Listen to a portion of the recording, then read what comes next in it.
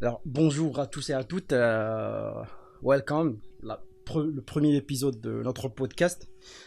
Je suis désolé, je vais parler un peu en darija pour les abonnés de mon invité. C'est un invité quelqu'un de très très spécial. Vous connaissez déjà pour ses abonnés et pour les gens qui écoutent le podcast. Les gens que j'invite à écouter le podcast, c'est quelqu'un de nouveau pour vous. Alors, je vais juste en profiter de prendre un petit moment, parler en darija, dialecte marocain. Euh, Parce que c'est le premier épisode. Bon, d'abord, هذه le premier épisode où normalement podcast غادي يكون بالدارجة la majorité des fois, mais بعد المرات غادي يكونوا des invités les spéciaux بحال هاد السيد اللي معنا اليوم فرانكوفون. المهم ابخي غتعرفوا son histoire والباركور ديالو مزيان، مي كنقول لكم مرحبا بكم في لو بودكاست. قبلوا علينا يوغا sincèrement يوغا يقدر يكونوا des fautes etc, mais vous en faites pas, on va améliorer les choses مع الوقت. Alors je dis bonjour ou plutôt bonsoir à mon invité, c'est Waked. Waked, je vais dire juste son prénom, je sais pas s'il veut dire son nom de famille aussi.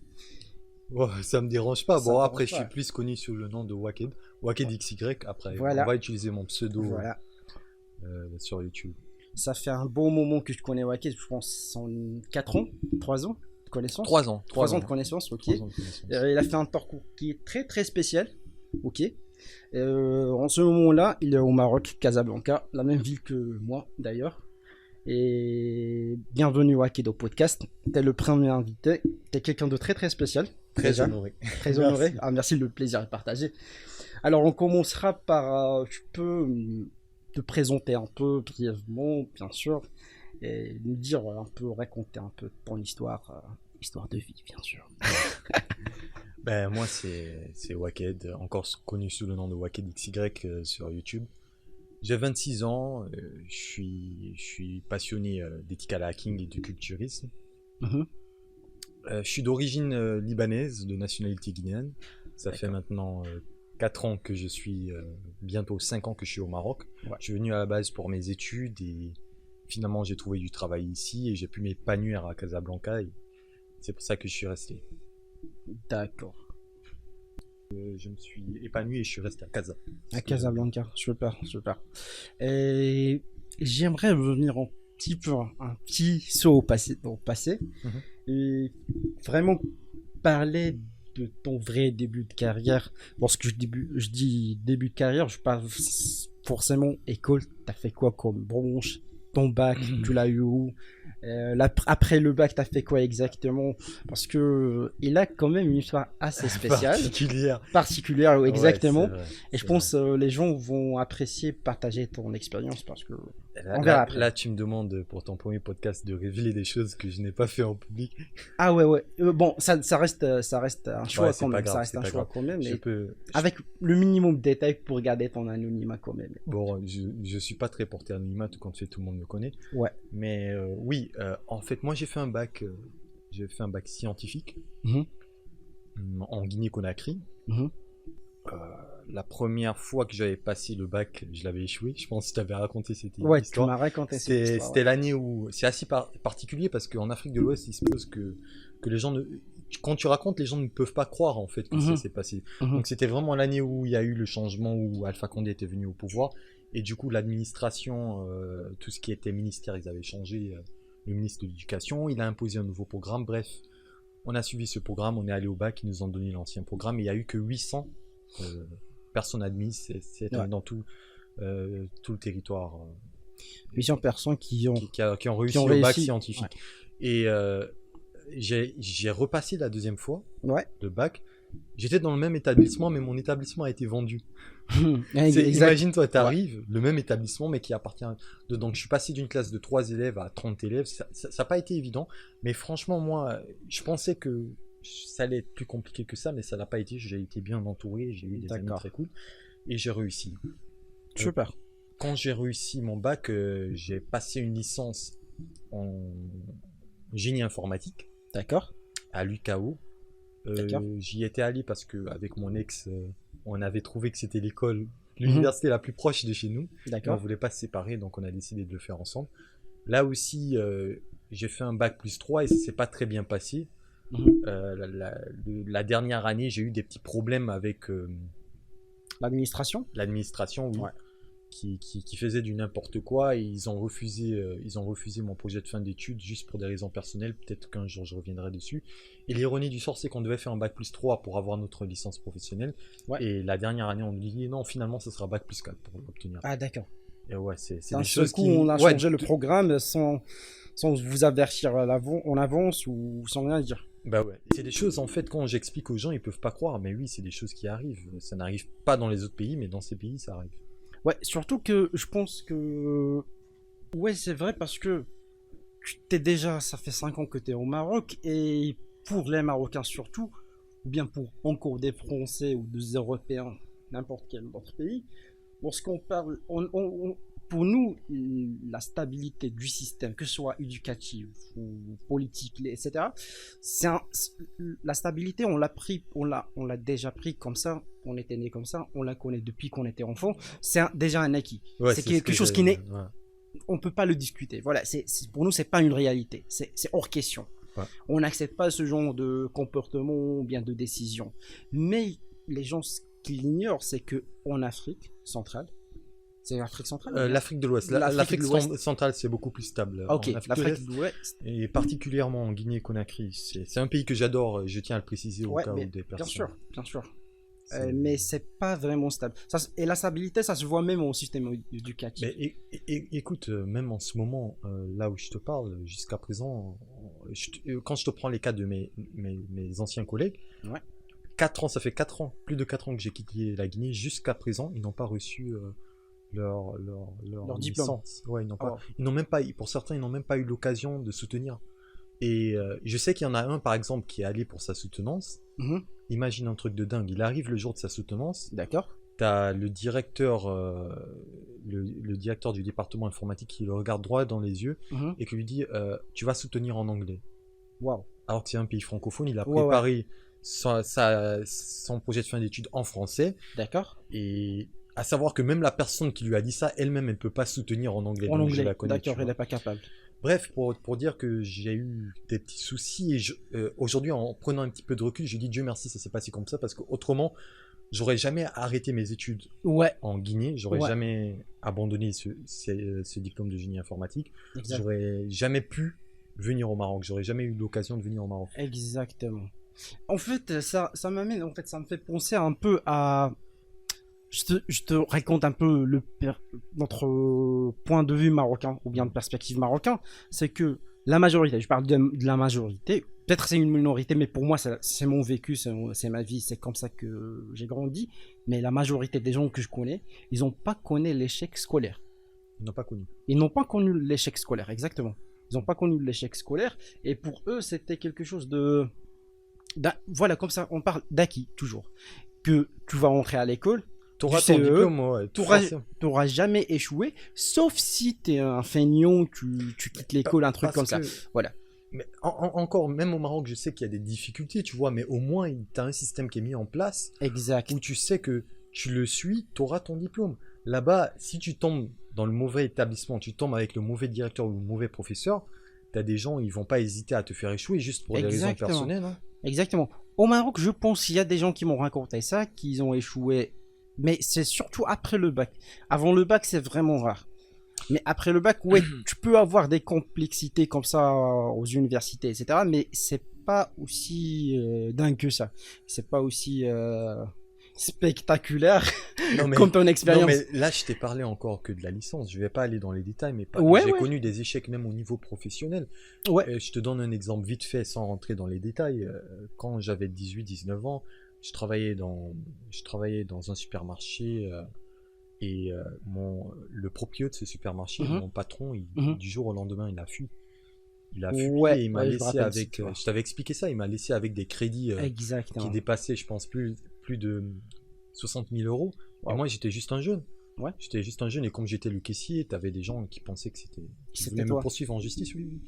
Et j'ai connu pas mal de difficultés dans ma vie et j'ai dit Dieu merci, tu vois, c'est parce que c'est à travers ces histoires que tu te forges. Exactement. Et c'est comme ça que j'ai décidé de venir au Maroc parce que aussi il y avait mon histoire aussi Bah, on va pas en parler, amoureuse, mais disons, qui était à sa fin. J'avais passé 5 ans avec une fille, ça se passait très bien, mais bon, ça touchait à sa fin.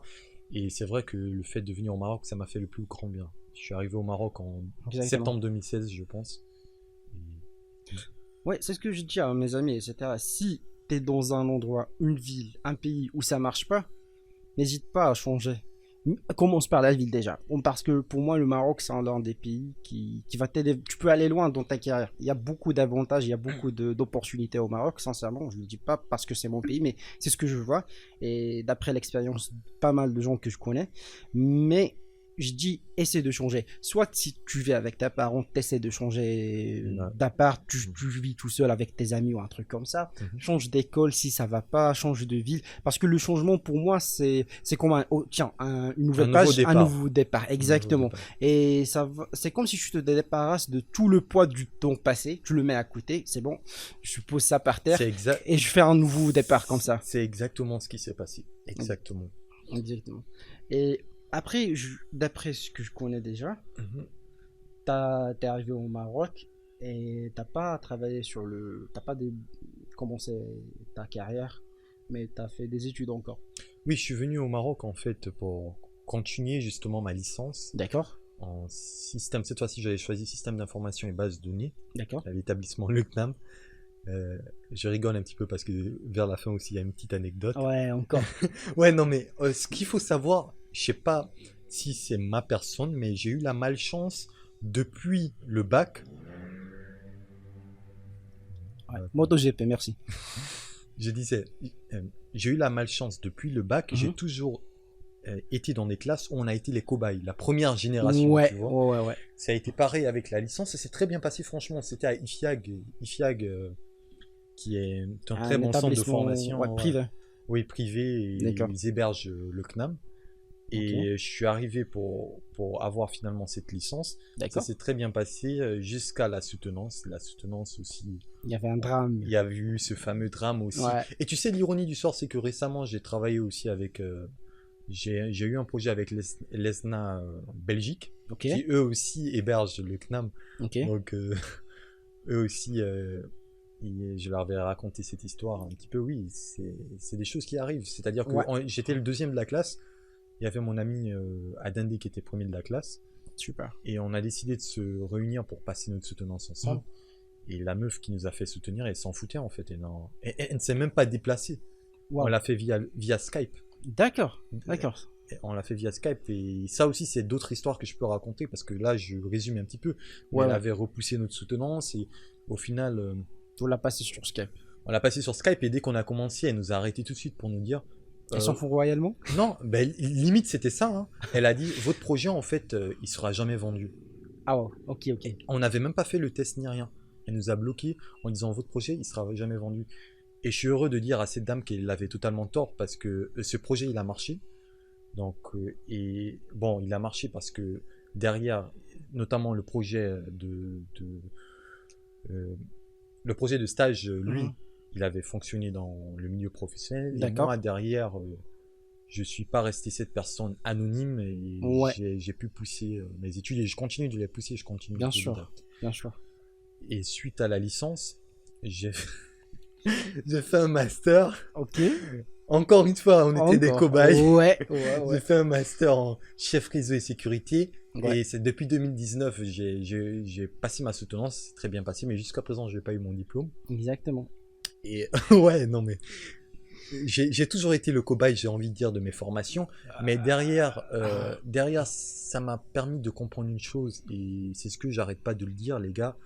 Les diplômes et les certifications, c'est pas ça le plus important. Exactement. Moi, j'ai été obligé, tu vois, Ihab, j'ai été obligé de le faire parce que je suis étranger, surtout au Maroc. Ouais. Donc, pour la boîte pour laquelle je travaille, ça a été, tu le sais, très compliqué pour eux de justifier mon embauche. Ouais, tout à fait. Et pour justifier ça, c'est à travers des diplômes et des certifications. Et on va revenir à ce point-là, parce que c'est une chose aussi que les Marocains ignorent, ne comprennent pas exactement.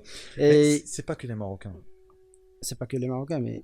Ouais, je suis tous les jours. J'ai un Discord et je t'invite à le rejoindre et j'invite toutes les personnes. Oui, je suis déjà membre. Je vais inviter le chat. Ouais, on est plus de 2000 personnes. Et justement, tu as des gens en France qui disent oui, il n'y a pas d'opportunité et tout. peu importe où tu as toujours des opportunités. Ouais. Ok. Et surtout quand tu es citoyen de ce pays. Exactement, t'as un privilège. Tu as un privilège Ouais. et tu t'en rends pas compte. Tu t'en rends pas compte. Moi, je suis obligé de faire le triple des efforts Tout à fait. d'un citoyen marocain. Même plus. Même plus, frère, ouais, même pour plus. pouvoir me démarquer. Exactement. Pour pouvoir me démarquer. Exactement. Et je dis, Alhamdoulilah, comme on dit chez nous, aujourd'hui, j'ai un travail. Et c'est pour ça, parfois, des gens me disent, mais comment ça se fait que tu sois compétent dans le domaine de la sécurité, mais tu travailles pas dans le domaine? Exact. Et je leur dis, les gars, c'est pas comme ça que ça se passe dans la vraie vie. C'est pas aussi évident que ça. C'est pas aussi facile parce que c'est pas que tu viens à l'établissement, toc toc, bonjour, voilà mon CV, on bouge chez moi, Ouais. je suis compétent. Non, ça se passe pas comme ça. Ça se passe pas comme Et ça du tout. je vais m'en profiter pour expliquer une chose. Je vais aussi te donner la parole pour expliquer mieux que moi parce que tu étais déjà dans la chose. Alors, juste pour expliquer aux Marocains qui nous écoutent, en fait, comment dirais-je, le gouvernement marocain a des lois pour essayer de protéger les Marocains. Vous allez me poser la question, mais comment? Je vais vous expliquer. En fait, un étranger, surtout des pays qui n'ont pas de convention avec... Je pense le Maroc, c'est juste la Tunisie et le Sénégal, si je me trompe la pas. Tunisie, le Et Sénégal, le Sénégal, le oui. Côte d'Ivoire, non? Non, la Côte d'Ivoire et La les Côte autres d'Ivoire, pays, non. non. Ok. Bon, il y a que deux pays, la Tunisie et le Sénégal, qui ont une convention avec le Maroc pour pouvoir travailler au Maroc et leur donner des cartes de séjour lorsqu'ils travaillent. C'est ça, en gros? Ouais, si je ne me trompe pas. En fait, il leur facilite. Il y a des conventions, donc quand tu es... Parce que même les autres pays, même s'ils ont la carte de séjour, Ouais. tu as des gens... T'es limité par le contrat international. Exactement. Ce Tu qui peux n'est pas... pas très très facile. Tu peux Non, pas... non, non, Moi, c'est par très- exemple, avec ma nationalité guinéenne, et même l'entreprise qui m'embauche aujourd'hui, c'est la première fois, ils me l'ont dit, c'est la première fois qu'ils embauchent un Guinéen. Exactement, exactement. Parce que pour protéger les Marocains et les postes des Marocains, soi-disant, ils ont fait quelques lois qui interdisent aux étrangers de venir au Maroc, s'installer au Maroc et commencer à travailler. Même les Français, pour information. Même les Français. Ouais, en fait, c'est pas qu'ils les interdisent, c'est ils demandent aux boîtes de favoriser les Marocains en premier. Et c'est pas par méchanceté, ça se comprend, c'est pour éviter pour limiter le taux de chômage. Exactement, pour limiter le taux de chômage. Et après, sincèrement, les gens vont penser quand c'est un étranger, peut-être, je veux rien de dire de mal, mais c'est une réalité quand même. Peut-être quelqu'un de la Guinée vient au Maroc, on lui propose un salaire de 3000 dirhams, ça va être super pour lui. Alors que pour un Marocain, il va prendre minimum 10 000. Je dirais, c'est parce que aussi comme ça. Parce que pour l'établissement, ça va lui permettre de faire des économies et de gérer mieux son budget. Ça veut dire ils vont moins payer les gens facilement. Alors que pour un Marocain, il va demander quand même un certain salaire, un certain privilège et tout. Et ça, c'est l'une des choses que les Marocains qui ignorent. Ouais. Ignorent complètement. Et c'est grâce à Wacked, je vais dire que j'ai appris cette réalité. Ouais. J'ai découvert tout cela. Parce que pour lui, il a passé déjà, je vais pas nommer les sociétés et tout, mais je vais dire qu'il a passé presque 2 ans dans une boîte, ou 1 an et demi. C'était 2 ans pratiquement. 2 ans pratiquement, oui. Dans une boîte. Sans avoir un contrat. Sans contrat, c'était du papier, exactement. J'avais un contrat marocain, mais ça vaut rien. Rien. Et pour avoir un contrat étranger, ce qu'il faut faire, d'après l'expérience de Wacked, c'est que l'établissement ou bien la société doit déjà lancer un appel d'offres, ok, pour le poste, dans des journaux. Ouais. Je pense que c'est le matin, de l'opinion, des trucs comme ça. Et si ils ont aucun retour d'un Marocain, au bout d'un mois ou 2 mois, je sais pas. D'un mois ou 2 mois, c'est comme ça qu'ils vont faire un appel d'offres international. Et après, le candidat doit justifier pourquoi lui et pas quelqu'un d'autre. Ouais. Et c'est là où ça commence et ça peut aller prendre des mois et des mois jusqu'à... J'avais perdu 2 mois. Je suis resté 2 mois à la maison. Ouais. Si tu te rappelles bien, j'étais resté 2 mois. Oui, exactement, 2 mois chez toi. Ouais. T'as passé l'entretien, t'étais accepté, validé et tout. Pendant 2 mois. Mais 2 mois, t'as pas mis le pied à l'établissement ou à la société. Et encore après, c'est pas fait en 2 mois. Après 2 mois, t'as patienté 1 an. Pour avoir le contrat de travail. Un an, c'est un exploit, c'est un ton de malade quand même, 1 an. Bah, ça aussi, il faut dire que c'est les réalités du Maroc. C'est en train de s'améliorer. Là, par exemple, je vois qu'ils ont annulé tout ce qui est légalisation et copie conforme, système de copie conforme. Mais c'est vrai que tout ce qui touche à l'administration marocaine, c'est assez compliqué. C'est assez compliqué. C'est un truc que j'aurais pu obtenir bien avant, mais voilà, Ouais.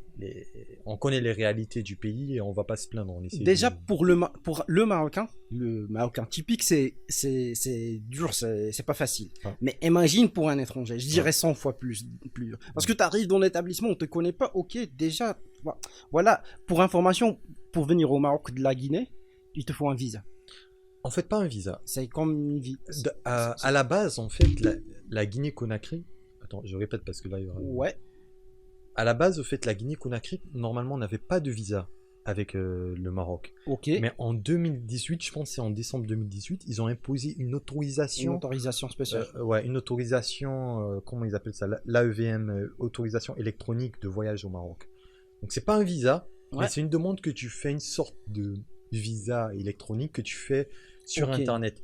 Et ironie du sort, la dernière fois que j'étais allé On l'a refusé. en Maroc, on me l'a refusé 4 fois. Exactement. Alors que je travaillais au Maroc Ouais. et on me l'a refusé 4 fois et on te dit pas la cause. Mhm, Tu peux mhm, pas savoir. mhm. C'est encore pire que les établissements Ouais, marocains. moi tout ce qui touche à l'administratif. En plus, toi, tu connais les détails. J'ai d'autres Ouais, problèmes aussi. ouais, je sais, mais on C'est- va pas en parler. Ouais, c'est vraiment Ouais, l'enfer pour moi. c'est compliqué. Mais ça empêche, c'est pourquoi je vous invite à prendre Waked pour l'exemple. Parce que Waked, c'est quelqu'un qui a connu beaucoup de difficultés dans sa vie et il a raconté quelques petites difficultés. Pour moi, il y en a encore pire, Ouais. mais il peut pas en parler, bien sûr. Mais ça vous montre que avec la persévérance, avec un rêve commun, un long souffle, surtout du stamina de John Cena, tu peux y arriver. Même si les circonstances sont mauvaises, même si c'est compliqué, mais ouais, faut pas baisser les bras quand même. Faut se dire que chaque échec est un pas vers la réussite. C'est comme Exact. ça qu'on le voit. Exact. Le fait d'échouer en soi n'est pas mal, c'est pas grave. Tu échoues une fois, deux fois, trois fois, c'est pas grave. Le fait d'abandonner, c'est ce qui fera de toi Exactement. un perdant. Faut Tout pas à fait. abandonner, faut persister. On a une seule vie. Moi, je me dis qu'on a une seule vie. Et surtout que là, on est jeune. Si on le fait pas maintenant, quand est-ce qu'on va le faire? Tu vas galérer après. Tu vas galérer quand tu auras ta propre famille, que tu dois nourrir et tout. Là, quand je me lance dans un projet, je tombe seul, tu vois. Ouais, tu tombes pas avec ta famille Je ou bien tombe pas avec ma bien famille, je aimé. tombe seul et je me relève et je me relance. Bon, l'exemple le plus frappant, c'est récemment, comme tu peux savoir, quand ma chaîne YouTube s'est faite supprimer. Ouais, on va en parler maintenant. C'est bien que tu as évoqué le La truc. transition. La transition, c'était parfait. Bon, rien à dire, le monsieur YouTuber. Alors, Waked, c'est un YouTuber. Il est un ancien YouTuber, je vais dire. Il a commencé. Sérieusement, depuis que je suis arrivé au Maroc, parce que Ouais, justement, mais bien avant. Le début, c'était bien avant. la chaîne, en fait, elle existe depuis pratiquement 7 ans. Mais Ok. je postais au début, je postais pas pour YouTube, mais je postais surtout pour partager avec mes amis une fois ou deux fois par an Exact. des vidéos. Et justement, c'est une opportunité que on n'avait pas en Afrique de l'Ouest. On peut pas être partenaire YouTube. Ah, ok. Donc dès Ça, que je suis venu au Maroc, j'ai vu qu'il y a cette option partenariat, je me suis lancé directement. D'accord. Alors, je vais laisser le lien de la chaîne YouTube de Waked. Ça s'appelle Waked XY. Oui. Alors, il partage tout ce qui est en relation avec l'IT, l'informatique, que ce soit en sécurité informatique, que ce soit en termes de software aussi, non? Tu parles de software, Moins, tu parles... Mais c'est beaucoup rare, moins. mais maintenant le Maintenant, focus c'est est vraiment plus sur l'ethical l'infosec. hacking Ouais. et la sécurité. Alors, je vais laisser Waked nous parler un peu de son parcours YouTube. Et maintenant, tu as combien d'abonnés? Aujourd'hui, on a une communauté de 73 000 abonnés. 73 000 abonnés, mais je crois en toi. Je pense ces temps-là, tu auras les 100 000 abonnés. On va Ouais, faire non, ensemble. là on est bien parti. Là, plus rien ne Oh, peut nous ouais, arrêter. exactement. Plus rien ne peut Et je te laisse raconter un peu, encore une autre fois, le drame, la galère avec YouTube, sa chaîne la et fameuse YouTube. YouTube. Ah, Mais, pour faire simple, comme je dis, ça fait plus de 4 ans que je suis sur YouTube. d'accord. Et c'est récemment en fait que ma chaîne a commencé à prendre son envol. J'avais commencé à avoir la bonne formule et D'accord. poster du contenu qui intéresse un grand public plutôt D'accord. que une communauté restreinte. Et, tout commence le 31 décembre. Le 31 décembre, en fait, j'étais tout content. Je fêtais la fin. Pour nous, c'était un petit peu la fin du Covid. On se disait qu'en 2021, Ah ouais, on ça pensait. allait on aurait plus de liberté. Et aussi, la chaîne battait des ailes. C'était vraiment, mes 3 dernières vidéos avaient vraiment fait beaucoup de vues. Et j'avais lancé ce concept de Hacking News Mhm. qui marchait super bien. Ah, je Donc, vous invite à écouter déjà Hacking News, c'est très très très intéressant. Ouais. C'est en français, si vous êtes, si vous n'avez pas de problème à écouter du contenu en français, je vous invite à regarder ça. Et ce qui s'est passé, c'est que le 1er janvier, à peine j'ouvre les yeux, Ouais, je vois des messages de Google. ouais, On me dit, ta vidéo a été supprimée, ta vidéo a supprimé. Je pense qu'il y avait 2 ou 3 vidéos qui étaient supprimées. tout à fait. Et là, je comprends pas. Et en plus, c'était des vidéos de 2018-2019. Bon, il y a une vidéo que je vais poster la semaine prochaine, ou semaine qui va suivre la semaine prochaine, pour expliquer en détail ce qui s'est passé. Mais bref, ce qui s'est passé, c'est que tu as eu des haters, Ouais, des rageux. des rageux qui se sont mis à signaler toutes mes vidéos. Bon, ça, j'ai l'habitude, ça, c'est pas un problème. Mais de son côté, YouTube a apporté un changement que jusqu'à présent, on ne comprend pas. On ne sait pas ce qui s'est réellement passé. Et moi, quand je vois ça, je me dis, premier avertissement. Pour les gens qui ne savent pas comment fonctionnent les avertissements sur YouTube, c'est tu as un avertissement, Mhm. tu peux pas poster de vidéo pendant une semaine. Ok? Mhm. Et l'avertissement, il disparaît au bout de 3 mois. Si tu as un deuxième avertissement au bout de 3 dans cet intervalle, Mhm. tu peux pas publier pendant 2 semaines. Et au bout du 3e avertissement, on supprime ta chaîne. Exactement. Et ce que je fais, moi, je décide, pour vous faire simple, je vais pas rentrer en détail, je décide de supprimer parce que j'en avais marre, c'était pas la première fois que je recevais des strikes. Je décide de supprimer toutes les vidéos qui n'étaient pas monétisées sur ma chaîne, toutes les vidéos qui parlaient d'exploit, toutes les vidéos qui montraient par exemple comment générer, je sais pas moi, un payload sur Metasploit, etc., etc. Je les ai tous supprimés. Ok. Bah là, juste pour t'arrêter, tu parles un jargon que les gens comprennent pas. Mais bon, Metasploit, en fait, c'est un outil qui est utilisé pour la partie exploitation, pour pouvoir générer des payloads. Le payload, en fait, c'est un code malveillant Tout à fait. qui va te permettre peut-être de faire du reverse de shell, c'est celui que j'utilise souvent. Ouais. Et donc, quand je parle de reverse de shell, voilà, il faut expliquer encore. Mais pour faire simple, il y a une machine, tu utilises un truc, pour l'exploiter, tu la scannes, tu as des vulnérabilités, tu essaies de l'exploiter, c'est ça. Bon, pour faire simple, ça va te permettre de générer un programme malveillant qui va te permettre de prendre le contrôle. Je donne un exemple, le contrôle d'une machine. Mais ça ne fait pas que ça peut faire pas mal de choses. Ouais, exact. Et j'ai oublié 2 vidéos qui n'étaient pas monétisées, j'avais oublié de les supprimer. Et quelques jours après, je reçois ce 2e avertissement. Et ces 2 vidéos ont été supprimées aussi. Et là, je me dis, ah, j'ai compris que c'était différent. C'est pas comme avant, je me dis, là, ça va pas. Là, il y a un truc qui va pas avec YouTube et je comprends pas c'est quoi. Alors, je décide de supprimer encore plus de vidéos. Ouais.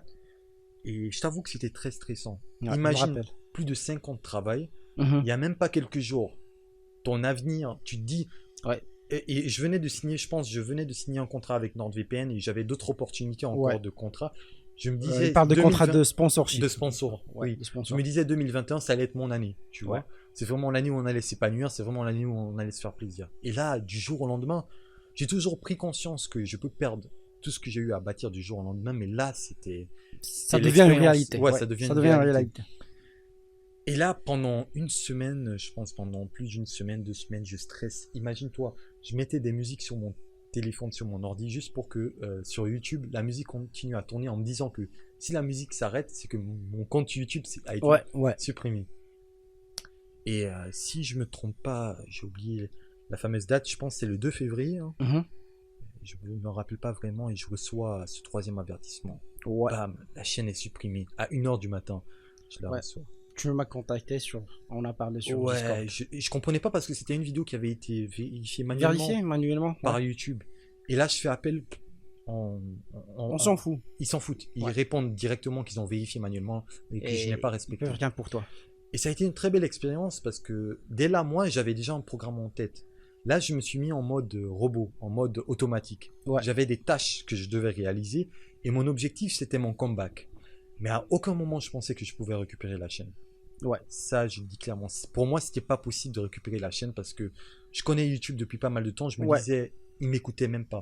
Lorsqu'on dit YouTube, pour les gens qui font d'autres trucs à part YouTube, YouTube est aussi Instagram, Google, Facebook, tout ce qui va avec, ces grands réseaux sociaux. on s'en bat. Ouais, On non, mais s'en fout. Ils s'en foutent. Parce que ils ont pour le eux- monopole. Exactement, ils ont le monopole et ils s'en foutent. Parce que ça fait pas la différence qu'on perd un utilisateur. Il y a qui aura d'autres youtubeurs avec des millions d'abonnés. Et pour être sincère avec toi, YouTube va jamais disparaître au jour au lendemain. Oui. Ça va toujours être là, ça va être toujours présent. Alors je te laisse terminer. Bref, pour la couper court, il y avait Christophe. Christophe en plus. Christophe qui est aujourd'hui, j'ai envie de dire, un expert dans le domaine de la Ouais, sécurité. shout out to Christophe. Il a, Chris. il a sa propre boîte aujourd'hui dans la sécurité. Il a pas mal de boîtes, je pense. Ouais. Et Christophe, à la base, c'était un mec qui avait posté une vidéo, un commentaire sur ma chaîne, une Exact. critique constructive. Tout Et à de fait. cette critique, on est rentré en contact, on a commencé à discuter. Et Christophe, lui, il vient pour porter la cape du héros. Clairement, Christophe m'a dit, écoute, moi, clairement, c'est ce qu'il m'a dit. Parce que Christophe, c'est un mec, tu peux pas l'avoir de base. Je te dis, c'est le genre de mec que tu peux pas avoir aussi facilement. C'est-à-dire, si tu as un projet professionnel et tu vas essayer de travailler avec ce mec, un C'est mec pas comme ça, facile. pour te donner ses tarifs, c'est 400 € l'heure. Ouais. Lui, il charge de 400 C'est un € consultant. il fait plus que du consulting. Ouais. C'est un mec, c'est un Mais expert à dans la le base, domaine. c'est comme Je te consulting. partagerai sa chaîne. Et lui, il est vraiment venu pour me dire, écoute, moi, je veux pas que tu fasses ton comeback, je veux que tu récupères ta chaîne. Et je ferai en sorte que tu vas récupérer ta chaîne. Et il avait un passé dans lequel il travaillait avec la presse que je connaissais pas. Et il m'a dit, voilà, tu vas faire ceci, j'avais pas de compte Twitter. Il m'a dit, tu ouvres ton compte Twitter, tu demandes à ta communauté de pinguer YouTube. Ça a été vraiment un événement où je me disais, moi, je pensais que dans ce genre de situation, j'allais me retrouver seul. Ouais. Mais là, je me rendais compte que mon travail avait beaucoup de payé. Ouais.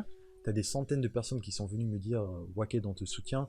J'ai dit milliers, pas de centaines. Mais Ouais, bon. non, mais je parle des messages en privé. Ouais, des milliers. T'as des personnes qui disaient, on suivait tes vidéos au début et aujourd'hui on travaille dans le domaine de la sécurité. Il y a même, je savais pas, mais mes vidéos étaient même passées dans des centres de formation. T'avais des profs qui utilisaient mes vidéos. Ah, ok. Ouais, ça je le savais pas. C'est à travers cette histoire que j'ai pu le savoir. Et on s'est battu, on a récupéré la chaîne. Ça a été une victoire. C'était une très très belle victoire. Ouais, très très belle victoire. Le triomphe de Monsieur Waked XY. Mais c'est pas fini. Parce que les avertissements, les 2 avertissements n'étaient pas disparus. C'est-à-dire, on a récupéré la chaîne, mais les 2 avertissements étaient toujours là. Ils devaient disparaître le 1er avril. Ouais. Le 30 avril et le 30 mars. Le 30 mars. Je disais à ma copine, je lui disais, imagine, je lui disais comme ça par hasard, imagine, la chaîne se fait supprimer maintenant. Alors qu'il reste 2 jours avant que les avertissements disparaissent. Ben, c'est ce qui s'est passé. Je reçois encore un mail de YouTube qui me dit que ma chaîne a été supprimée. Pour la 2e fois. Et cette fois-ci, c'était une vidéo sur VPN, OpenVPN. C'était un truc qui n'avait rien à voir avec l'exploitation. Mais là, j'étais confiant. Christophe m'avait déjà donné la formule et on l'a récupéré au bout de 2 jours. Et ça a été une victoire en soi. Là, mes avertissements ont disparu et on est bien parti pour les 100 000 abonnés. Et mis à part, bon là, les gens pensent, c'est pas juste des abonnés qui sont... C'est pas le fait d'avoir perdu 70 000 abonnés qui me faisait mal, il y avait pas mal d'histoires, il y a pas mal d'opportunités parce que t'as des gens qui m'ont dit quitte YouTube, va sur Peertube, va sur truc. Non, c'est pas la même chose. C'est pas la même chose. Pas... Aujourd'hui, si tu quittes, et de cette expérience, je vais donner un conseil aux gens, quand il vous arrive un malheur, essayez de mettre l'émotion de côté. Parce que si j'avais réagi en disant j'en ai marre de YouTube, je me casse, c'est pas YouTube qui perd, ils en ont rien à foutre de moi. C'est moi qui aurais perdu. Ouais, tout à fait. J'aurais perdu mes opportunités de carrière parce que même le fait qu'aujourd'hui j'ai une touche dans la sécurité, c'est grâce à YouTube. Ouais. J'aurais perdu mes sponsors, j'aurais perdu pas mal de choses. Et oui, c'est une très belle expérience et je vais faire sortir une vidéo. Je conseille les gens d'ailleurs de suivre cette vidéo où je vais venir en détail sur ce qui s'est passé. C'est une très belle histoire pour te dire que peu importe ce qui t'arrive, faut jamais abandonner. Sachez que quand j'ai fait des demandes à YouTube pour qu'on me rende ma chaîne, 4 fois, on m'a dit que c'était pas possible. Ouais. 4 fois, l'équipe juridique de YouTube m'a dit, on a vérifié manuellement votre vidéo, il est impossible de récupérer votre chaîne. C'est pas possible. Sur Twitter, leur support est venu, il m'a dit, si ils ont vérifié, ça veut dire que c'est pas possible. Je te jure. Et on a continué. J'ai fait des lives sur YouTube, Facebook, on a continué à se mobiliser. Au final, ça payait. Ouais. Donc, c'est pas parce qu'on vous dit que c'est pas possible que ça l'est en réalité. Ouais. Et surtout, ce qui En fait, on va parler un peu de YouTube et tout ce qui est réseaux sociaux, mais ce qui est fort, le point fort de ces réseaux sociaux-là, c'est que tu l'as dit inconsciemment tout à l'heure, mais le petit toucher, tu touches les gens comme ça, tu changes la vie des gens. Tu peux faire des trucs simples pour toi. Pour toi, c'est simple, c'est du quotidien, c'est rien de nouveau. Une vidéo, tu parles de la sécu ou bien de l'IT ou un truc comme ça. Mais derrière, il y a des gens qui regardent, des gens qui prennent des décisions grâce à ça. Ouais. Et tu es en train d'orienter peut-être toute une communauté, une génération grâce à ces vidéos-là. Et sois sûr, lorsque tu fais de bien de ta vie, je crois à ça personnellement. Hein. Moi, je crois à ça personnellement. Tu fais du bien, tu trouveras du bien. C'est peut-être pas dans l'immédiat, pas dans un an, 2, 3, ça peut prendre du temps, mais sois sûr, tu fais un travail, tu vas récolter bientôt. Ouais, Tôt ou ouais. tard, tu vas avoir du retour et ce sera très très très positif. Maintenant, je te laisse un peu expliquer la partie comment YouTube t'a permis d'avoir plus d'opportunités dans ta vie pro. Je parle pro. Disons que YouTube, c'est le meilleur CV que j'ai jamais eu. Mhm. Aujourd'hui, malheureusement, on est dans un monde où si t'as pas de visibilité sur les réseaux sociaux, Ouais. tu es pratiquement personne. Et ça fait mal Mhm. de le dire comme ça, tu vois. Ouais. Mais par exemple, t'as des gens qui pensent que je suis super doué en ethical hacking. Et on en parlait, Christophe, tu sais, Christophe et moi hier. Juste parce que je fais des milliers de vues et juste parce que j'ai une grande communauté. Alors que t'as des gars qui sont 10 000 fois mieux que moi, mais vu qu'ils n'ont pas de visibilité sur les réseaux sociaux, on les prend pas au sérieux, tu vois. Et à travers mes vidéos, à travers ma façon de m'exprimer, parce que aussi, il y a un truc que parfois les techniciens n'ont pas, la grande majeure partie des c'est vrai, techniciens je n'ont pas, confirme. c'est le fait de savoir se vendre, le fait, ce charisme qui va te permettre de te démarquer. Généralement, dans notre domaine, les bons techniciens sont des personnes, et désolé d'utiliser ce terme, mais c'est des personnes qui souffrent de complexes. Ouais, c'est vrai. J'ai fait la remarque aussi. Tu as fait cette remarque Ouais. aussi. Tu auras des personnes, soit ils souffrent de complexes, soit tu as d'autres personnes qui sont très douées dans leur domaine, Mhm. mais quand ils veulent s'adresser à un public qui n'est pas du domaine, ils sont pas pédagogues, ils savent pas comment expliquer. Exactement, ils ne savent pas simplifier Ouais. pour passer l'information à Pour des gens passer qui ne sont pas l'information. connaisseurs ou novices. Exactement. Donc pour eux, ils pensent que ils vont parler de termes techniques D'accord. en pensant que c'est obvious, que c'est des choses sûres, Exactement. que les Exact. autres devraient savoir, alors que c'est pas du tout. C'est pas le cas. Moi, j'ai appris en même temps que ma communauté, c'est-à-dire j'apprenais une technologie, je la partageais sur Ouais. ma chaîne et les gens ont apprécié ma façon de partager parce que je m'adressais à un public, à un grand public, je faisais en sorte que n'importe qui puisse comprendre. Tout à fait. Et même derrière ça, j'ai eu des rageux, hein, tu sais. Ouais, bien sûr. Les techniciens, j'ai eu des personnes du domaine de l'infosec, ils venaient pour me clasher. Ouais, tu te prends pour un hacker, tu connais pas ça, tu connais. C'est ça le complexe dont on parlait tout à l'heure. Ouais, ça aussi c'est un complexe de supériorité, pas Ouais, c'est ça, d'infériorité, le mais complexe d'un. tu vois, de supériorité. ils se disent, moi je connais mieux que ce gars-là, donc qui il est pour se prétendre Ouais. tel ou tel, qui il est pour dire ceci, alors que moi je me suis jamais prétendu qui que ce soit et que j'essaie juste de réussir de ma façon la plus humble possible. Ouais, tout à fait. J'essaie d'expliquer. Je vais reprendre parce qu'il y aura du bruit. Vas-y, tu reprends. J'essaie d'expliquer à ma manière et ça marche plutôt bien maintenant. Ouais.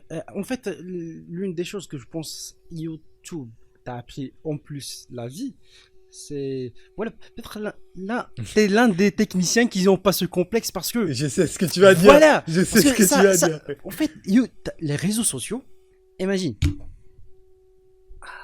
Je galère avec mon pop. Je suis désolé, mais je galère avec ce pop. Pourquoi ça tombe à chaque fois? Bon. Alors, je disais, les réseaux sociaux.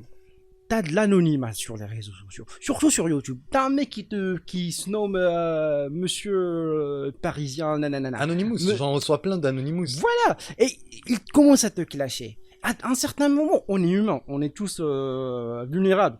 Tu te dis, peut-être il a raison. Ça rentre dans ta tête. Surtout au début, dans le commencement, t'auras toujours ce choc. Parce que tu dis, mais jamais, j'imaginais pas que les gens ils sont cruels comme ça. Mais après, tu penses et dis, peut-être c'est un rageux. Peut-être il a C'est ça. raison. Mais la majorité des fois, c'est que ces gens-là critiquent que pour critiquer. Ou bien t'attaquent parce que ils veulent pas que tu partages cette connaissance avec ces gens. Ou T'as bien, rien. ils ont aussi encore le complexe de la supériorité. Ils pensent qu'ils connaissent tout. C'est même pas, parfois t'as des gens qui connaissent rien. Et encore, ce que tu viens de dire, ça m'a rappelé un truc. Là encore, c'est rien. Tu sais que quand j'ai perdu ma chaîne, Ouais, j'ai reçu des messages en privé, des emails de personnes. Quand tu lis le mail, tu sens que le mail n'est pas là juste pour faire du mal, il est là pour pousser au suicide. ouais.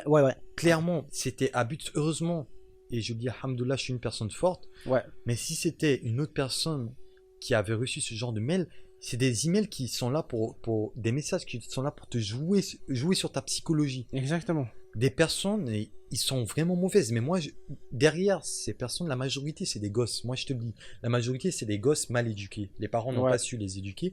Sous couvert de l'anonymat, ils se permettent de dire des choses qu'ils n'oseront jamais dire en Le face dire de en toi. face, bien sûr. Et c'est le problème, en fait, aussi, c'est l'un des problèmes des réseaux sociaux, c'est que ils poussent les gens. Moi, je dis, ces gens-là, c'est des victimes parce qu'ils poussent les gens à devenir comme ça. Ils poussent indirectement, à force qu'on te mette des choses où on sait que tu vas réagir de façon négative, et à force indirectement, ils programment le cerveau de ces personnes-là.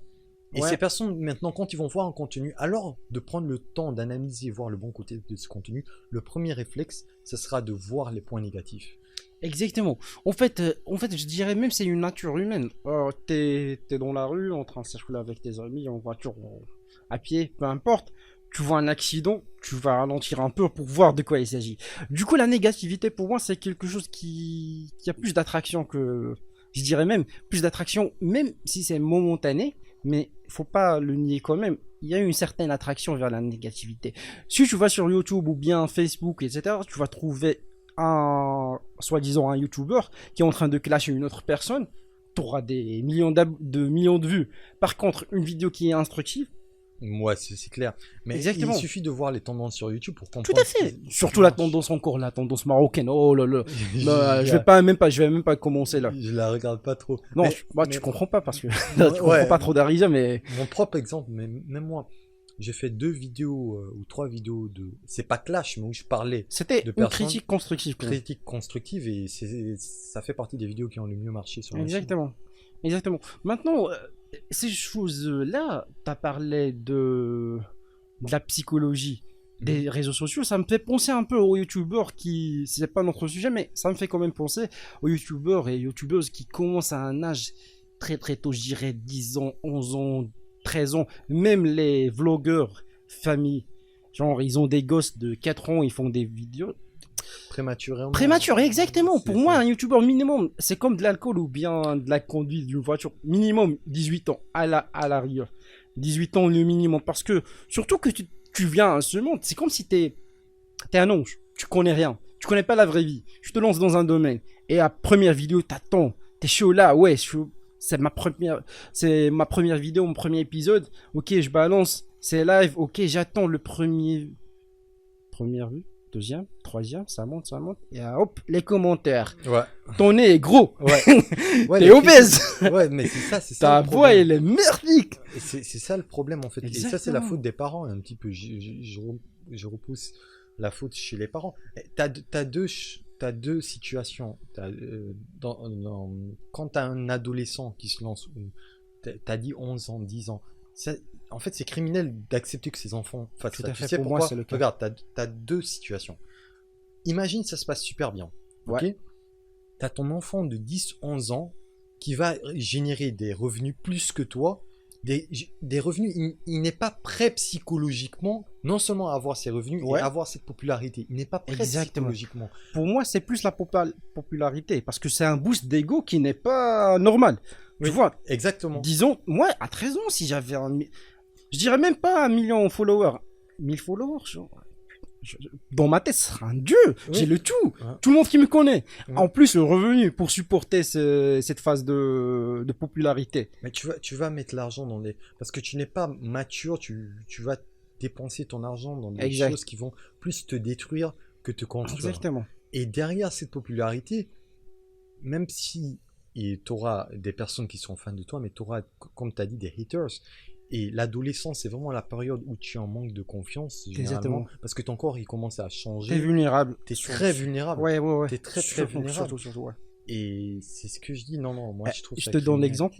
T'es en classe, t'adores une meuf, ok, tu la kiffes en secrète, ok, en cachette, tu lui dis hello, je t'aime.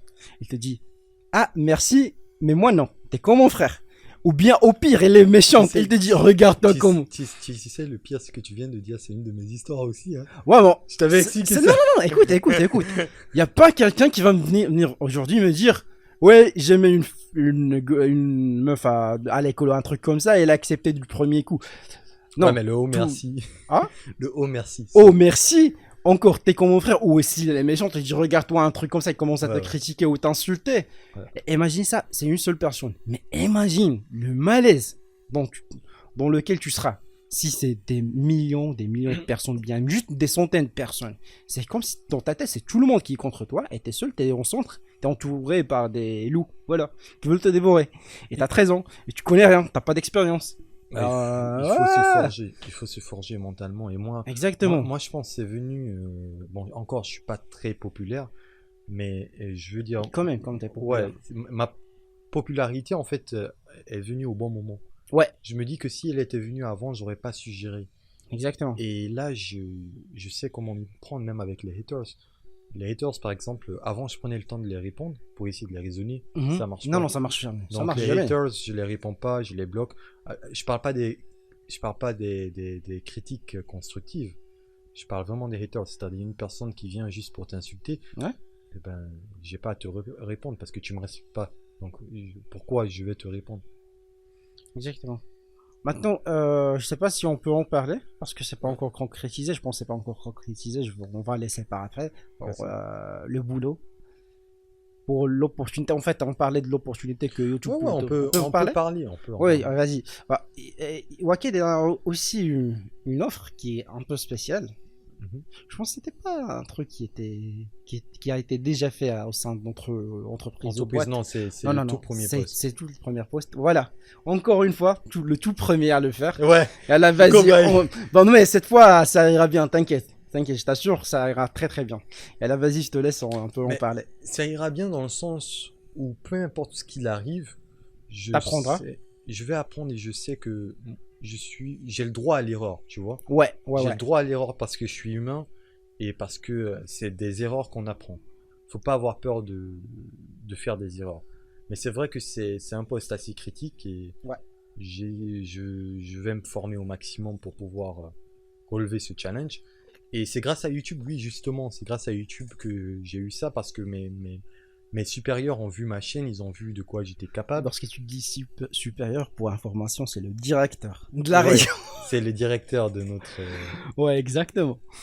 Et je pense que c'est pas la première fois qu'on a vu tes vidéos YouTube, on voulait te proposer un poste ou du boulot. Je pense que tu avais encore une autre proposition, c'était bien avant, mais je pense que tu as... Dans le pentest, j'avais eu deux propositions. J'avais eu une proposition pour travailler avec la norme PCI pour la protection des transactions, la protection des transactions bancaires. Et en tant que pentester. Mais j'ai refusé, pourquoi? Parce que, et ça c'est une autre chose sur laquelle j'aimerais rebondir, les gars, c'est pas parce que vous aimez un domaine que si on vous offre une proposition dans ce domaine qu'il faudra vous lancer. Il faudrait voir, il y a pas mal de contraintes qu'il faut bien voir, parce que après, ton travail ne doit pas être toute ta vie. Moi, j'aime mon travail, je me donne à fond dans mon travail. Mais si je fais ce travail, c'est pour derrière pouvoir faire fleurir mes projets personnels aussi. Exact. Si on te propose un travail au bout du monde où tu sais que tu n'auras pas le temps pour tes projets personnels, au final, tu es en train de te détruire ta santé pour enrichir une autre personne. Et quand tu seras totalement affaibli et tout, on va te dégager. Même pas ça. Je vais pas aller ça, c'est l'extrême. Ouais, en quelque sorte, tu as raison. Ça, c'est l'extrême. Mais je dirais, quand même, à part le travail ou bien la vie professionnelle, il faut avoir d'autres trucs pour créer une sorte d'équilibre. Parce que sans équilibre, tu vas taper une dépression, tu vas te démotiver. Voilà. Et pour moi, je sais pas si c'est le cas pour toi, Waked, mais moi, en fait, j'avais des rêves et tout. Je voulais vraiment travailler dans le domaine IT. N'importe quel prix. Mais une fois que tu commences, voilà, il y a une vague de réalité qui te frappe au visage, sur la gueule. Tu te rends compte, c'est pas aussi simple que ça. Et avec la routine, sois sûr. Tu le fais aujourd'hui, tu le fais après, tu le fais après-demain, la semaine T'en as dernière. marre. T'en as marre, à un certain moment, t'en as marre. Et c'est pas juste moi seul, je parle aussi de l'expérience de pas mal de gars, des amis que je connais, qui ont fait ce qu'ils veulent. C'est vraiment, ils ont fait ce qu'ils aiment le plus dans le monde. Mais à un certain moment, ça devient, ça, c'est un travail. À la fin, c'est un travail, tu te rends compte, c'est du travail. C'est un process qui est là. En fait, la première réalité qui va te frapper au visage, c'est que tu verras que c'est pas ce que. C'est On t'a pas. appris à l'école. Non, même pas ça. C'est pas l'image que t'attendais. Ouais. Quand je te prends le cas de Pentest, parce que c'est aussi le rêve de pas mal de personnes dans ma communauté, et ça a été l'un de mes Ouais. rêves à un moment. Aussi. Ouais. Tu te dis, ouais, tu vas arriver dans une boîte, on va te prendre, on va te donner un ordinateur, tu vas scanner des systèmes, tu vas Ouais. t'introduire dans les systèmes, En tu mode vas montrer que Mr. t'es un mec Robot. en mode Mr. Robot. Ouais. Pas ça. C'est pas ça. Tu vas arriver, tu as un process qui est déjà là. Exactement. Et la plupart de ton temps, tu vas faire des rapports. Des emails. Tu vas faire pas mal de rapports.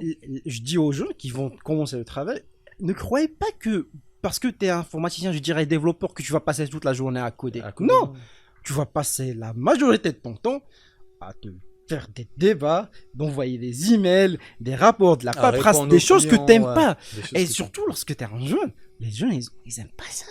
Ouais, les emails, comment je vais parler à un email? Comment je vais répondre à un email? Est-ce que parfois tu deviens un truc, pour toi c'est normal, mais les choses après, parce que c'est un email, c'est pas du face à face, les gens le prennent mal. Autrement, c'est un autre point aussi, et que j'arrête pas de le dire, parce que c'est ce que j'explique à chaque fois que je parle à une personne qui veut se lancer dans le domaine. Je dis le plus important, c'est pas la technicité.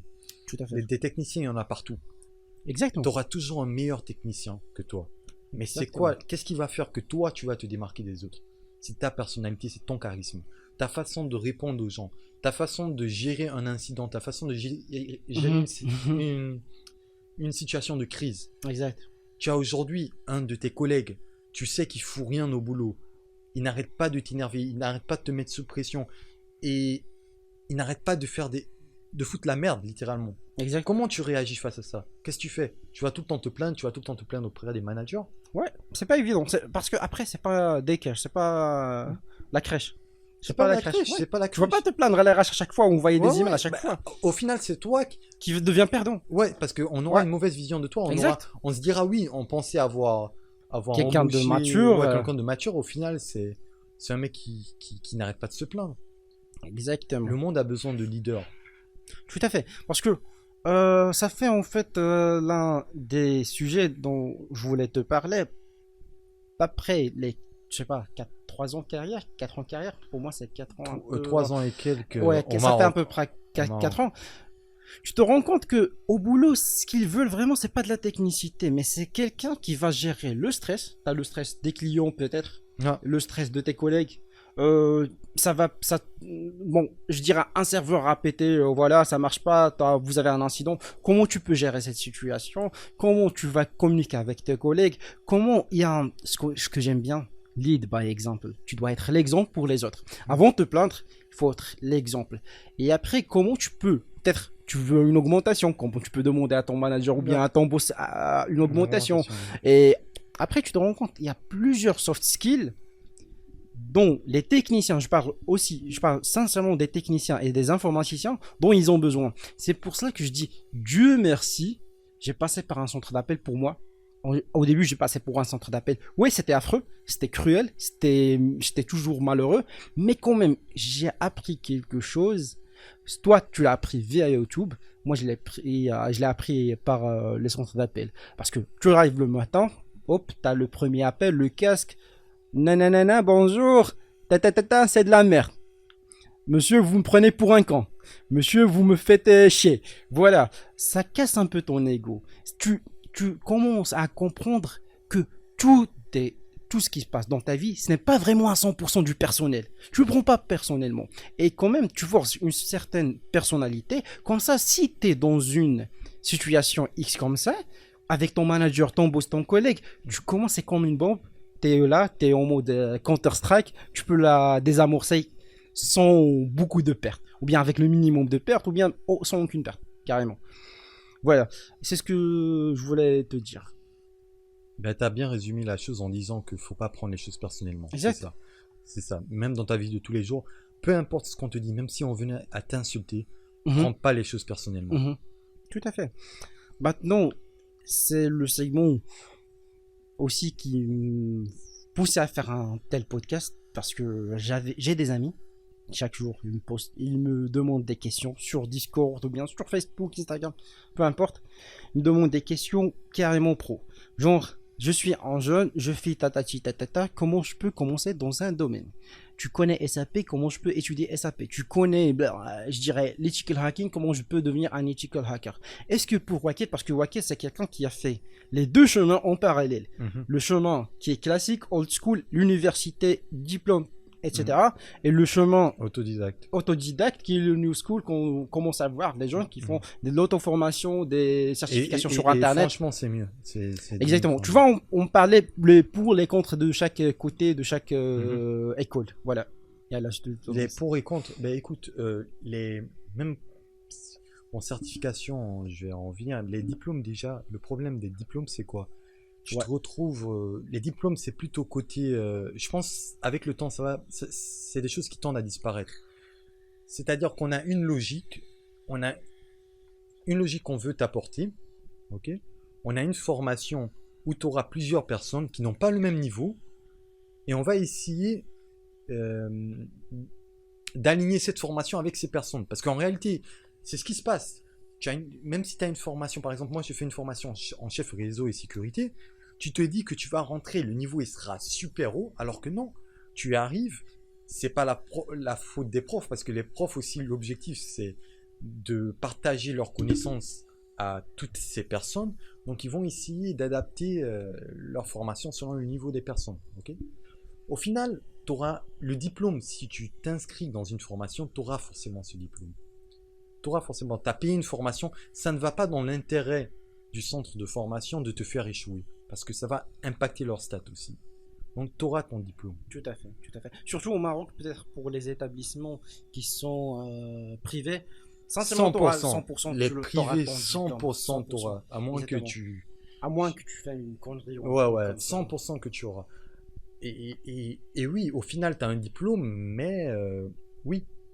Est-ce que pour autant tu as les compétences? Non. Moi, j'ai un diplôme en chef réseau et sécurité. J'ai un master en chef réseau et sécurité, t'imagines? Ouais. Qui va m'embaucher aujourd'hui pour l'idée une équipe de sécurité juste à travers ce titre? Chef réseau et sécurité. Alors que sans même avoir ce diplôme, si j'ai de l'expérience dans le domaine de la sécurité, je peux avoir ce poste. La preuve étant, aujourd'hui, le poste qui s'offre à moi, de fraud manager, c'est pas à travers mon master. C'est pas du tout à travers mon master. J'aurais très bien pu ne pas l'avoir, que j'aurais eu ce poste. Le plus important, moi je préfère l'autodidacte. Pourquoi? Parce que moi aussi, pendant longtemps, j'ai essayé de suivre. J'ai été obligé en même temps. Je t'ai dit, vu que je suis étranger, je suis obligé d'avoir ces diplômes. Ouais, exactement. Mais ce que j'ai appris, ça fait 4 ou 5 mois. Je peux te dire que ces 5 derniers mois, j'ai plus appris dans le domaine du pentest que les 2 dernières années. Exact. Et c'est pas grâce à la certification que j'ai, ethical hacking que j'ai suivi. C'est surtout parce que je me suis encadré. Dans mon Discord, par exemple, tu as des gens très compétents. Ouais. Et on a commencé à échanger. Et c'est là vraiment que j'ai commencé à évoluer. Exactement. C'est ce qui me ramène à un point. C'est que lorsque tu commences dans une boîte, et croyez-moi les gars, et les filles, et tout le monde qui nous écoute, mais la pire chose que tu peux faire, t'arrives dans ta première journée, ok, t'es ingénieur, je sais pas quoi, voilà. Non, on faisait pas comme ça à l'école. Non, dans mon stage, je faisais comme ça. Mais il faut... tu te tais, t'es nouveau, newbie, ok, t'es un newbie, t'arrives, on faisait, comme on disait dans les centres d'appel, pépinière, t'es une petite abeille, ok, tu t'assois, tu regardes les autres abeilles faire du miel. Tu apprends le maximum. Parce que ce soit... tu rencontres un bon technicien, un bon manager, un bon ingénieur ou n'importe quelle personne, sois sûr que je vais toujours apprendre des choses. Et sur le terrain, et c'est vraiment le conseil que je veux donner de ma part pour les nouveaux, en fait les fraîchement diplômés. Si tu viens d'avoir ton diplôme, ne cherche pas une multinationale parce qu'ils ont un salaire 15 000, 20 000. Non. Commence dans un environnement tout brut. Il n'y a pas vraiment une structure.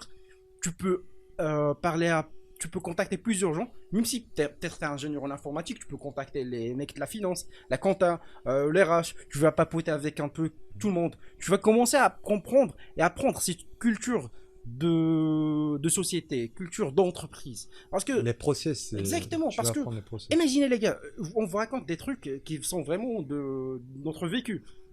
Tu viens, t'as un projet dans ta tête.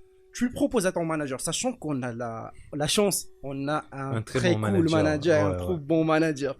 Il te dit, ok, c'est bien ton idée, mais comment tu peux l'implémenter?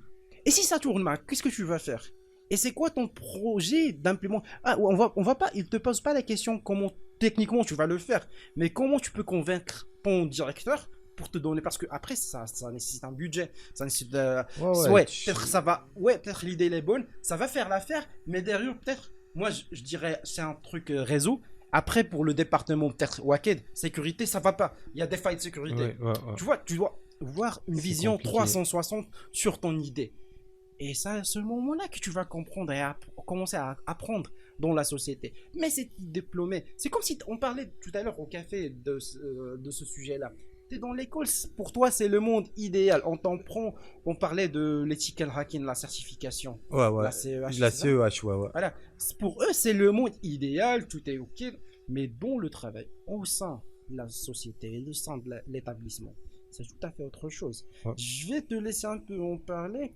Genre, que sont les conseils que tu peux donner aux jeunes diplômés ou bien aux jeunes qui commencent à... Ils sont dans la quête de chercher un boulot. Quels sont les conseils que tu peux donner à ces gens-là? Quel conseil j'aurais à leur donner? Ben déjà, ne soyez pas stressés. Ouais. N'ayez pas peur. Comprenez qu'il n'y a pas une entreprise qui va vous prendre et vous mettre directement dans le feu de l'action. On ne va pas vous prendre comme ça et vous dire, voilà, viens dans ce poste et tu assures ce poste. Ouais. Tu auras toujours des formations derrière. Exactement. Parce que ce qu'on vous a appris à l'école, ça va vous permettre en fait de mieux comprendre les process en entreprise. Donc ne soyez pas stressés, soyez courageux, soyez ambitieux, soyez à l'écoute. Je ne sais pas quelle note vous aviez quand vous étiez à l'école, je ne sais pas quel statut vous aviez quand vous étiez à l'école, mais quand vous arrivez en entreprise, comme l'a dit Ihab, mettez-vous dans un statut d'étudiant encore une fois de Ouais. plus. Tu es là pour apprendre des autres. Young Padawan, comme je Oui, dis toujours. Young Padawan. Le Padawan, c'est en fait le disciple de Jedi. De Jedi, Star ouais. Wars, ok. Et voilà, c'est ça le problème, parce que parfois tu vas retrouver des gars qui s'y connaissaient très bien. Et à l'école, ils arrivent et Ouais. ils viennent avec leur ego. Ouais. Ils veulent pas apprendre des autres. Ouais. Et si tu viens avec cette idée-là, parce que tu vas arriver déjà dans un milieu où tu verras que pas mal de personnes sont incompétentes déjà. Déjà. Et ça risque de te frustrer, parce que pour toi, tu dis milieu professionnel. C'est l'idéal. C'est une entreprise. Attends, je réponds parce que ça se voit. Parce que toi, tu te dis milieu professionnel, c'est vraiment le top du top. C'est pas ça en réalité. Donc, tu devras venir et te forger. Tout à fait. Écoute les gens. Apprends à fermer ta bouche. Ouais. Sauf si tu as des bonnes questions, mais apprends à fermer ta bouche. C'est-à-dire que si tu vois des choses qui te semblent bizarres, tu peux poser des questions. Tu peux poser des questions, mais va début... pas directement. Je veux dire, ne dis pas. C'est pas comme ça que ça se fait. Ouais. Tu sais pas en fait. Dans des boîtes, tu auras des choses qui ne tournent pas rond, mais les managers, ils savent pourquoi ils laissent les choses telles qu'elles sont. Exactement. Parce que derrière, peut-être, tu as des gens qui rattrapent ces fautes ou ces gens. Ce genre de système, il marche depuis des années. Exactement. Donc, tu peux pas savoir. Déjà, il faut se mettre dans la tête de personnes. Toi, tu arrives aujourd'hui avec zéro expérience, c'est ton premier jour, tu es fraîchement diplômé, tu n'as aucun stress. Mais les autres gens, ils ont passé quand même des années dans cette boîte. Ils sont peut-être frustrés, peut-être ils ont des trucs, des problèmes avec... Bon, on va pas rentrer dans les détails, mais peut-être les gens, ils ont un vécu. Peut-être il faut pas t'influencer, bien sûr, de ces gens-là, mais quand même... Essaie d'apprendre le maximum, même si tu vois quelqu'un qui est incompétent, peut-être qu'il va te donner un truc, il va te passer quelques informations, il va te former un truc. Voilà, tu vas apprendre sûrement. Et tu risques de tomber en fait avec des personnes qui n'ont aucun diplôme. Et Ouais. t'en as même qui ont ce complexe de ne pas avoir de diplôme. Donc la Ouais. première des choses qu'ils vont faire, Mhm. ils vont essayer de te rabaisser Ouais. ou te Ouais. mettre à l'épreuve pour voir ton comportement. Exactement. Donc si tu n'es pas fort, tu risques de tomber dans leur piège et c'est toi qui seras perdant. Exactement. Par contre, tu peux être la personne qui n'a pas de diplôme, qui arrive, qui apprend, qui réussit sa vie. Voilà. Il réussit sa carrière, il est au top. Il devient Allez, au au top. top. Écoute, je vais reprendre l'exemple. Même pas. J'allais te parler de Christophe. Christophe, Ouais. dont je t'ai parlé, il n'a aucun diplôme, aucune certification. Et lui dit clairement qu'il est contre ce système. Pourquoi? Parce que ça t'oblige à penser comme les personnes qui ont mis en place ces formations aimeraient que fait. tu penses. Tout à fait. Et il n'est pas pour. Et t'as un autre que j'appelle KFM, qui est sur mon Discord, c'est un pentester. Ouais. Celui avec qui j'ai fait ma dernière vidéo. Lui Ouais. aussi, il a 0 diplôme, 0 certification. Mais quand on fait des labs réalistes à ses côtés, tu te rends compte que le mec, il a une logique assez incroyable. Et juste pour rester toujours dans le même sujet, je vais adresser la parole un peu aux jeunes qui sont en bac, première année bac, deuxième année bac, peut-être leur première année d'université. Mais sincèrement, c'est une chose que je peux confirmer. Après, si tu es d'accord, bien sûr. Croyez-moi, les gars, et les filles aussi, si vous avez une mauvaise note au bac, c'est pas la fin du monde. Moi, personnellement, j'ai eu 12, 30, 12, quelque chose. C'est parce que j'avais un problème, je ratais l'école souvent. Je la ratais parce que je voulais la rater. Tu vois, après même, j'ai fait 12, 33, et juste pour te parler d'une petite anecdote, j'ai postulé pour les écoles. Il y a une école, je vais pas te dire son nom, bien sûr, mais j'ai postulé. On me dit, ok, on t'accepte pas. C'est parce que ta note, elle est basse. Ok, 12, 30, ça va pas. Ok, par contre, je fais la comparaison avec d'autres branches. Moi, j'étais technicité informatique, pas informatique, électrique, un truc comme ça, et c'était, je me rappelle plus. Bon, c'est une branche technique d'électricité, des trucs comme ça, au lycée Khawarizmi à Safi.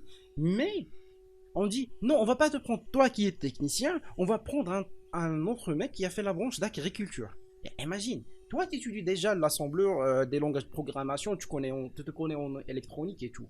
Mais on va laisser une personne qui est déjà un peu dans le domaine électronique, etc., pour prendre un mec qui est dans la biologie et l'agriculture. Pour moi, ça n'avait aucun sens.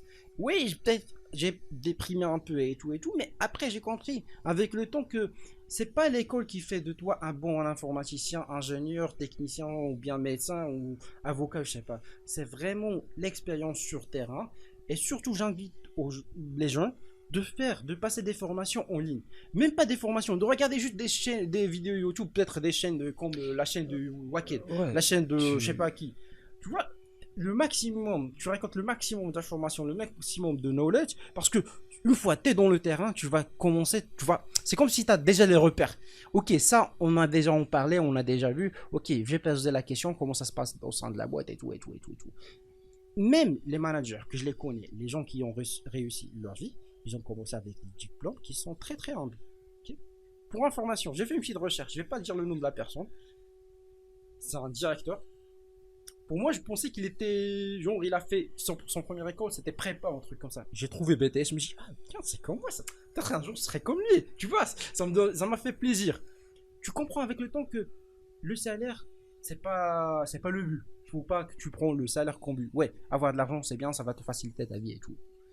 Mais l'objectif, ça doit être ton bien-être, en premier lieu. Faire quelque chose que tu aimes, et même si tu travailles dans le domaine que tu aimes ou être comme un truc comme ça, peut-être avec le champ ça va changer, tu vas changer de vision, tu veux plus être manager. Parfois il y a des gens qui peuvent être des managers, mais ils veulent juste être des techniciens parce qu'ils aiment beaucoup la technicité. Exactement, tu trouves un truc dont tu te trouves, tu peux te faire ton maximum, tu le fais correctement, et faut avoir toujours des objectifs dans la vie. Ok, cette année j'ai fait ta. L'année prochaine, je veux faire X, Y, Z. Voilà, vous prenez l'exemple, s'il vous plaît, de Waké. C'est ce qu'il fait, depuis que je connais. Voilà, en gros, c'était ça. Alors, pour finir et pour conclure ce premier épisode de notre podcast, petite anecdote, j'ai pas encore choisi le nom. Je vais voir après. Vous pouvez me laisser des suggestions au cas où je mets un nom ou bien un titre un peu débile sur YouTube. Voilà, je laisse la dernière parole à Waked pour conclure, comme j'ai dit. Voilà. Et comment on va conclure ça? Je sais pas sincèrement, mais ça fait plaisir que tu sois le premier invité parce que déjà t'es un ami. Plaisir partagé. T'es un ami t'es un collègue en plus. On partage le maximum entre nous. On passe. Maintenant on est en télétravail, mais avant on partageait un bureau. Tout Ouais. le monde on faisait des cafés et tout et tout. Et tout. C'est souvent des cafés. Ah ça me manque, ça me manque. Espérons que la situation va changer bientôt. Et je vous invite à s'abonner à la chaîne de Waked. C'est vraiment très très intéressant. C'est du vrai contenu informaticien pour tous les gens, surtout qui veulent poursuivre leur carrière dans le domaine sécurité informatique. Ce sera pas la dernière fois à Waked que tu seras notre invité. Ouais, c'est clair. Mon invité plutôt parce que je suis la seule personne. Ok. Il y aurait d'autres épisodes avec toi sûrement. Merci pour ton invitation parce qu'on est chez Waked là. On est pas Ouais, chez je moi. t'en prie. Merci beaucoup. Il m'a même laissé son fauteuil gaming. C'est trop confortable. Ouais, je sais. Alors, s'il vous plaît, si vous êtes intéressé par ce concept, n'hésitez surtout pas à mettre des likes, vous abonner sur la chaîne, laisser des commentaires. Je vais créer un serveur Discord pour le podcast, ok? Et je vais aussi vous laisser le serveur Discord déjà existant de Waked. C'est une grande communauté quand même. 4000 membres, un truc comme ça. Le Discord, on est à 2000 et quelques. Mais c'est parce qu'on fait aussi pas mal de thrills, les gars. Donc, Exactement. le Discord, c'est vraiment un milieu où vous pouvez apprendre, mais de façon très respectable. Donc, on respecte dans bien sûr, il y aura des trucs. Les trolls, on les élimine directement. Bien Donc, sûr, parce que c'est un environnement vraiment sain. Donc, vous êtes les bienvenus. Il y a des personnes compétentes. La majorité de mes modérateurs sont des experts dans le domaine de la cybersécurité. Ouais. Ils connaissent vachement mieux que moi. On essaie d'échanger tout le temps et voilà, ça se passe super bien. Là, comme j'ai dit, n'hésitez pas à s'abonner, cliquez sur like, subscribe, mettez des petits commentaires, partagez le maximum avec vos amis que vous connaissez qui seront intéressés surtout. S'il vous plaît, ne spammez pas, ne soyez pas méchants. Alors, je vous dis à la prochaine et bonsoir à tous et à toutes. Allez, merci. À toutes. Ciao. Ciao.